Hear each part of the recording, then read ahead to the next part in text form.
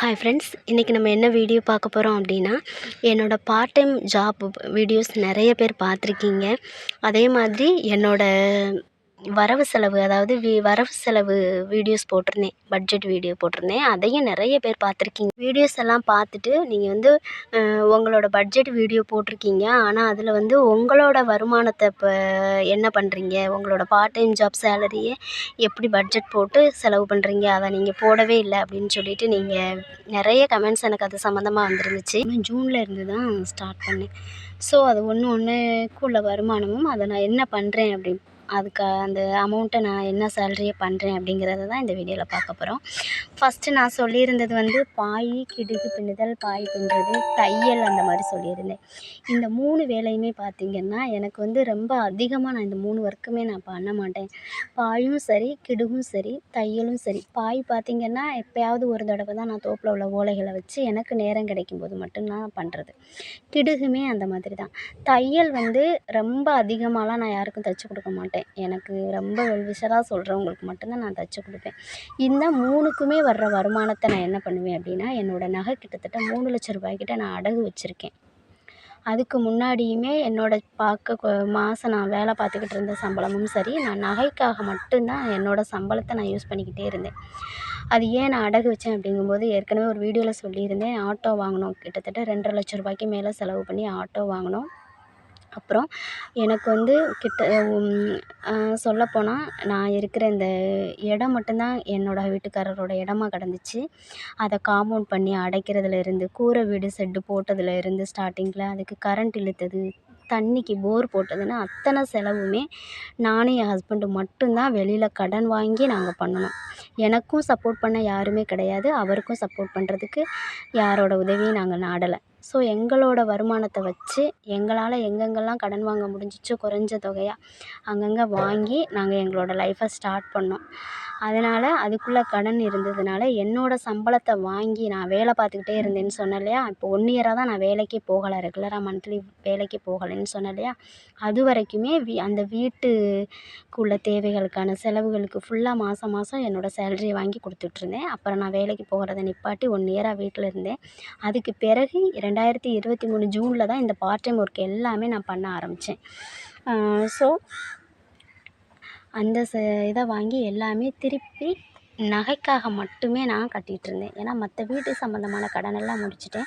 நகை மட்டும் என்னோடய கடனாக மொத்தமாக இருந்துச்சு. என்னோடய நகையை ஃபுல்லாக வச்சுட்டு எல்லா கடனையும் கொடுத்துட்டு ஒரே கடனாக நகைக்கு மட்டும் நான் வச்சுருந்தேன். ஸோ அவரோட சேலரியை வாங்கி என்னால் வீட்டு செலவுகள் எல்லாம் பண்ண முடிஞ்சிச்சு. அந்த பட்ஜெட் வீடியோ தான் நான் போட்டிருந்தேன். அதில் என்னோடய சேலரியை வாங்கி அப்படியே என்னோடய நகைகளுக்கு மட்டும்தான் நான் கட்டிகிட்ருந்தேன். இப்போ நான் மாத வேலைக்கு போகவே இல்லை, வீட்டில் இருக்கிறனால இந்த மாதிரி சின்ன சின்ன வேலைகள் பார்க்குற இதை அப்பப்போ போட்டு வச்சுட்டு 2 மாதத்துக்கு ஒரு தடவை அப்படியே என்ன அமௌண்ட் இருக்கோ அதை நான் அந்த அக்கௌண்ட்டில் கொண்டு போய் நான் போட்டுருவேன். அதுக்கு பிறகு போகிற வேலை 100 நாள் வேலை சொல்லியிருந்தேன். 100 நாள் வேலை வந்து 2023 ஜூனில் இருந்து நான் போக ஆரம்பித்தேன். ஜூன்லேருந்து மார்ச் வரைக்கும் தான் நான் போனேன் வேலைக்கு. அந்த அமௌண்ட்டை மொத்தமாக அக்கௌண்ட்டில் தான் ஏறும். அந்த அக்கௌண்ட்டில் இருந்து ₹1 கூட நான் எடுக்கவே இல்லை. அதை அப்படியே அக்கௌண்ட்டில் சேர்த்து மொத்தமாக நான் வந்து போன இந்த ஜனவரியில் வந்து நகைக்கு வட்டி கட்டி திருப்பி வைக்க வேண்டியது இருந்துச்சு. அதை அப்படியே நான் வந்து 2, 3 அட்டை இருந்துச்சு. அது எல்லாத்துக்குமே நான் அந்த அமௌண்ட்டை ஃபுல்லாக அப்படியே வட்டி கட்டுறதுக்காக அதை நான் யூஸ் பண்ணிக்கிட்டேன். 1 வாரம் விட்டு 1 வாரம் வேலை வச்சாங்க. எல்லா நாளுமே என்னால் போக முடியுமா அப்படின்னா போக முடியாத நாட்கள் நிறைய இருந்துச்சு. ஜூன் டு மார்ச் வரைக்கும் நான் போனேன். கிட்டத்தட்ட 50, 60 நாள் என்னமோ தான் நான் வேலைக்கே போயிருந்தேன். அந்த அமௌண்ட்டு எல்லாத்தையுமே டோட்டலாக நான் நகைக்காக வந்து வட்டி கட்டி திருப்பி வைக்கிறது, வருஷத்துக்கு ஒரு தடவை வைப்போம் இல்லையா, அதுக்கு நான் யூஸ் பண்ணிக்கிட்டேன். இதை அப்பப்போ நான் வர்ற அமௌண்ட்டை ஃபுல்லாக நான் பேங்க்கில் போட்டு வச்சுருந்தேன். இதை வந்து அந்த வருஷத்துக்கு ஒரு தடவை வட்டி கட்டி திருப்பி வைக்கிற டயத்துக்கு நான் யூஸ் பண்ணேன்.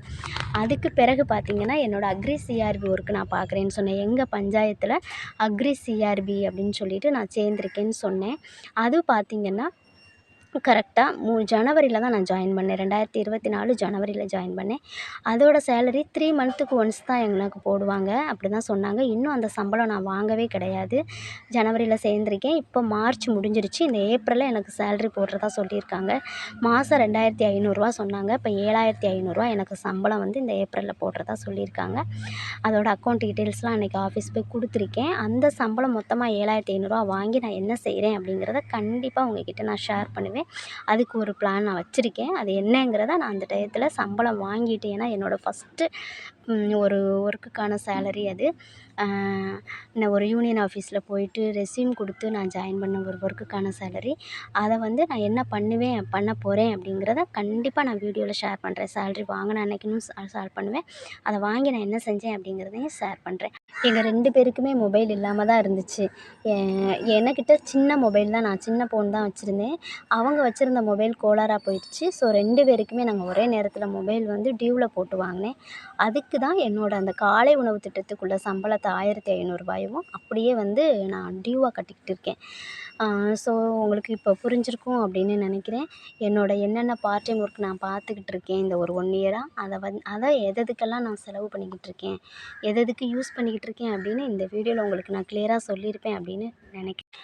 இன்னொன்று, அந்த வீடியோலையுமே என்னோடய ஹஸ்பண்டோட சேலரி பட்ஜெட் வீடியோ போட்டிருந்தேன். அந்த வீடியோலையுமே வந்து நகை லோனுக்கு 1000 மாதம் நான் கட்டிகிட்டு தான் இருக்கேன். அதையுமே நான் ஷேர் பண்ணியிருப்பேன். இல்லையா, நான் வீடு கட்டணும், அதுதான் என்னோடய பெரிய ஒரு கனவு. கவர்மெண்ட் வீட்டுக்காக அப்ளை பண்ணியிருக்கேன். அந்த அப்ரூவல் எப்போ வருதோ அப்போ நம்ம வீடு கட்டலான்னு இருக்கேன். அதுக்கு இடையில கவர்மெண்ட் வீடாக இருந்தாலும் நம்ம கையில் இருந்து எவ்வளோக்கு எவ்வளோ கையில் நல்லா காசு போட்டு இன்னுமே நல்லா எடுத்து மேலே கட்டணும் அப்படின்னு ஆசை. அவங்களோட எப்படி கட்ட சொல்கிறாங்களோ கட்டிட்டு அதுக்கு மேலே நம்ம அதுக்கு தகுந்த மாதிரி நம்மளும் கை காசு போட்டு அடுத்து நம்ம கட்டணும் அப்படிங்கிறது என்னோடய ஆசை.